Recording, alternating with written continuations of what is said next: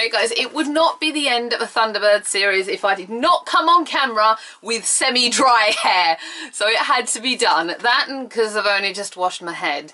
Okay, good morning, good afternoon, good evening. Hello creepy friends, welcome to Nixie Bob's. Kind of happy week till Christmas Day. It's 7 days officially. Today it is the 18th. I hope you got all your stuff. I'm missing one thing and I'm getting really worried about it. I've got something that I got to give away on Sunday and it's been in the mail for a week and it's not turned up. I watched Royal Mail come and leave earlier on and it's still not here, and I'm slightly having a panic attack about it right now. It should be here. Very worried that it isn't. But other than that, everything's here. The advent calendars are getting emptier and emptier. They've been cool actually. I kind of feel bad every time I like rip a piece of Pikachu's face off though. It kind of looks meaner and meaner. So, Saturday's final season finale episode of Thunderbirds I'll Go was Brains versus Brawn, but of course it kind of wasn't the last episode because we still haven't seen Inferno here in the UK. I think it's undecided or unreported as to whether it's going to come on the DVD package. I know it's out there guys. I am going to review it in the new year. I'm not going to do it for the Christmas one on Sunday. You guys get Thunderbirds on Sunday. The makeup video comes on Monday. I've just realised that. We all know I'm doing the Sham Sham as the Christmas episode. The main reason is because it's got snow in it. Kind of starts and ends there. There's snow. There you go. It's kind of festive-y. We'll do that one this year. But the season 2 ending episode of Thunderbirds I'll Go. Let's talk about this right now. So the mechanic has finally finished Project Sentinel, which, in case you're uninformed, is a big, big laser. Started, I think, somewhere along the line by Jeff Tracy. Let's blame Jeff Tracy. Not really. This unfortunately leads to Scott Tracy discovering the hood and us finding out we're going to have to protect the hood all blinking episode.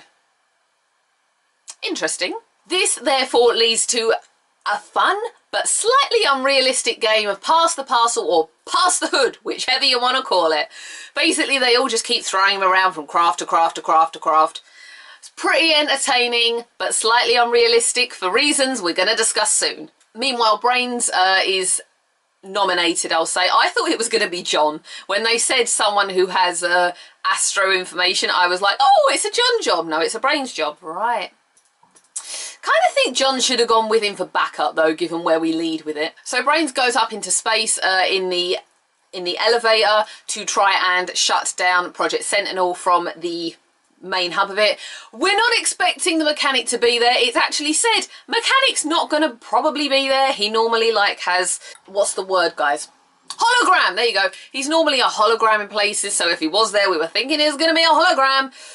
But of course when we get there and Brains finishes kind of marking out at the science and the nature of everything and how cool it is, we actually find the mechanic's actually genuinely there and Brains is all alone with him, therefore in a lot of danger. So we find out here that the reason he's trying to eliminate the hood with a big old laser is because the cybernetic eye that the hood has is controlling the mechanic. And now we feel a whole load of sympathy and empathy for the poor old mechanic. It's not his fault really, is it, what he's been doing? It's all just been, initially he was helping him, but now it's just like one big, I've got to end you just so I can be free of you type thing. So the mechanic keeps trying to fire his laser. He's getting all his arms up and shooting and with the laser.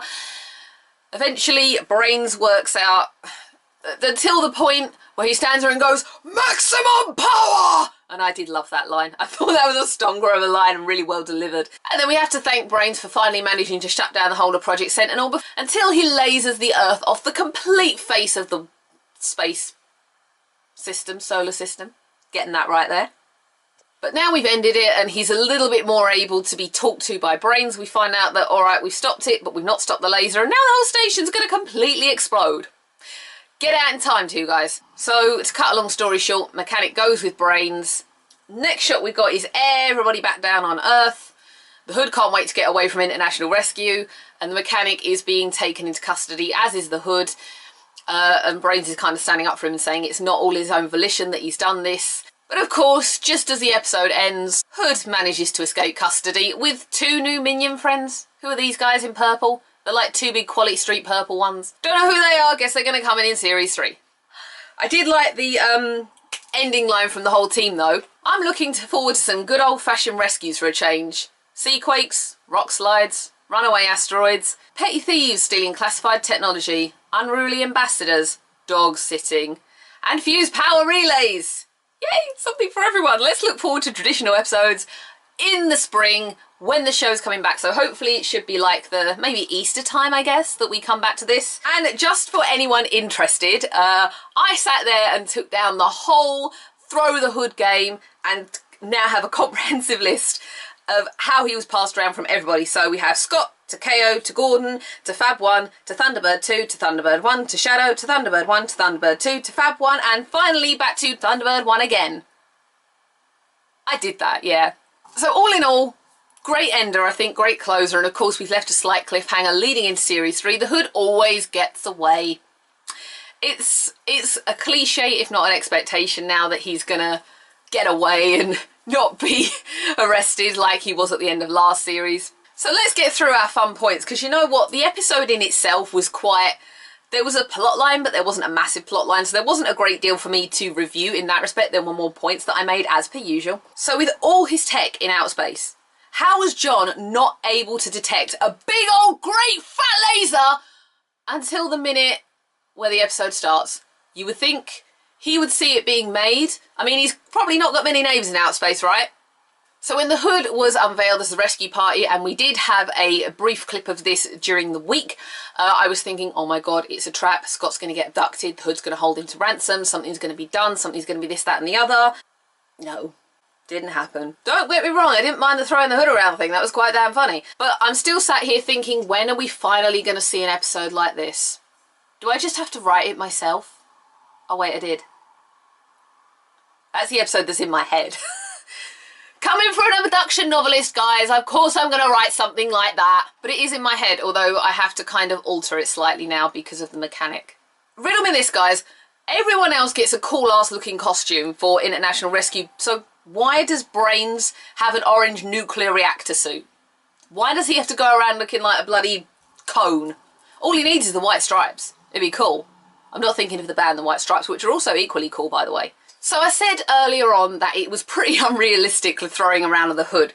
So let's be realistic about this whole escapade and little show of using the Hood to just completely throw him around here, there and everywhere. On top of the idea that he would probably be extremely violently sick, the speed, heights, constant drops, descents make the Hood being completely conscious throughout the whole thing entirely unrealistic. He would have passed out, probably even died from the shock of it all. Okay, let's look at that as a whole right there. The reality is, if you were catapulted like that, at heights, drops, speeds, you know, imagine how fast Thunderbird 1 and 2 and also Shadow are supposed to be anyway, you'd die. And then, of course, when they are seemingly close to penetrating the Earth's atmosphere and they're up, and when the mechanic's shooting the laser and they're just literally all whipping him around from everywhere to everywhere, the altitude and the closeness and actually the cold of being that far up in the Earth's atmosphere alone, or even the heat, I'm not sure whether it's cold or heat, again, he'd probably be toasted, frozen or dead or completely unconscious or cut off from air. Obviously there's some sort of oxygen supply in that little canister that Scott puts him in.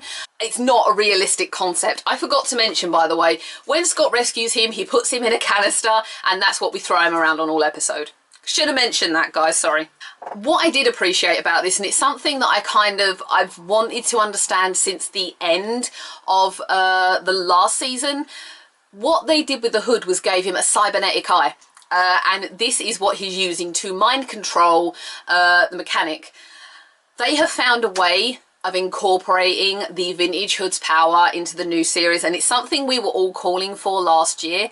So the fact that they've actually followed through with that and made a way of making it realistic, still don't know how he got the cybernetic eye, but the way that they've done it and the way that he's got a mind control now is something that I applaud, is something that I wanted, so I'm just grateful the fact that it's there. Do I want to see him mind control someone else? Yeah, because he mind controlled so many characters over the course of series 1 and 2 of the vintage that I want to see him do it to the brothers, right? Of course I'm going to want to see that, guys. I really appreciated the fact that they explained that and made that a theme of the Hood. and a characteristic of the Hood, and also the fact that we now realise that the mechanic is being controlled in that way makes us feel more close to him and empathise and sympathise and all that jazz, and it makes me want to get to know the mechanic more in the new series. I hope they don't just ditch him now and leave him in custody. I do want him to definitely come into the series next year, possibly as someone with a good you know, someone who's more helpful to international rescue, helps us maybe track down the Hood, do this, that and the other. And I do want to see him kind of interact more with Brains, and I want to see him without all the get up on his face and all the voice distorter and stuff like that. But there's one big question that the series didn't answer. Why do we still not know who the Hood is or how he knows Brains? You still didn't explain that after 25 episodes. Now I've got to wait until 2018. Just not fair, guys, come on. Good end to the series. It wasn't flat, it was pretty exciting, and I think they went for entertainment value as opposed to some kind of spectacle.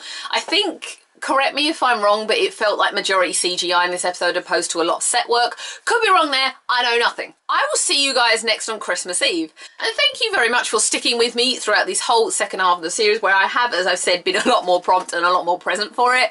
But it's really, I hope they carry on this level of excitement into the new series, because it just really picked up in this one in a way that the first part didn't. And I know I said that 1,000 times, but I don't know what they did that was so different. As I said, keep watching Inferno in the new year, and I'm going to absolutely keep on doing one episode a month, a lot more than I did after the end of the last series. I kind of let you guys go like 9 months with like one episode, so I'm going to definitely try and do that. But I want to throw this out there to you guys. If I could review another Gerry Anderson series, what would you want me to do? Because we are going to run out of Thunderbirds episodes before long. I know I've got several to do, but I kind of want to throw something else in the mix. Would you, now it's had its like 10-year anniversary, would you maybe want me to go through the Scarlet episode CGI? I'm happy to do that. Or maybe the original Scarlets. I started watching Stingray and never finished. The only one I will say is don't ask me to do Torchy the Battery Boy, because that thing's just blinking scary. For one thing, I don't know where to watch it, but number two, the image of it alone just kind of wants to give me nightmares. I love Gerry Anderson, but Christ, what were you thinking when you made that puppet, man? Seriously.